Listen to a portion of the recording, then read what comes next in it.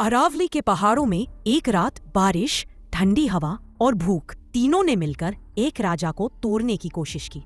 वह राजा जिसने कभी सोने के महलों में राज किया था, आज एक टूटी झोपड़ी में बैठा था। राज्य छिन गया था, धन खत्म हो चुका था, लेकिन उसकी आंखों में आग अब भी जल रही थी। उसके छोटे से बेटे को कई दिनों से पेट भर खाना नहीं मिला था। उस रात उन्होंने 2 रोटियां सेंकी और प्यार से बेटे के आगे रखी।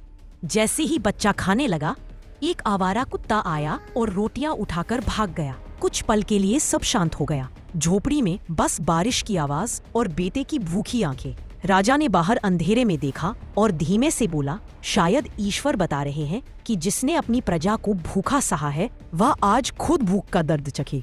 उन्होंने अपने आंसू पोंछे और उस पल एक निर्णय हुआ। अगर पहाड़ों को चीरना पड़े, जंगलों में रहना पड़े, खून की आखिरी बूंद तक लड़ना पड़े, मैं फिर उठूंगा, क्योंकि सिंह भले घायल हो जाए, शेर रहना नहीं छोड़ता। कुछ महीनों बाद वह राजा अपने अदम्य साथियों के साथ युद्ध भूमि में उतरा।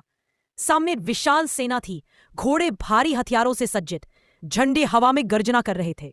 लेकिन उस वीर की आंखों में सिर्फ एक ही लक्ष्य था, अपनी धरती, अपने लोग, अपना सम्मान। उसका नीला घोड़ा हवा की तरह दौड़ रहा था। दुश्मन की पंक्तियां कांप रही थी और वह युद्ध भूमि में ऐसे गर्ज रहा था, वीरता गद्दी में नहीं, रगों में होती है।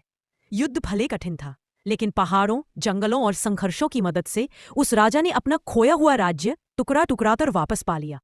वह ताज नहीं पहने था, लेकिन लोगों ने उसे वीरों का वीर, शौर्य की मूर्ति और अटूट साहस का प्रतीक कहा। और इतिहास गवाह है, वह महान राजा, वह घायल होकर भी न झुकने वाला शेर, वह पर्वतों का प्रहरी था, वीरों के वीर, महाराणा प्रताप।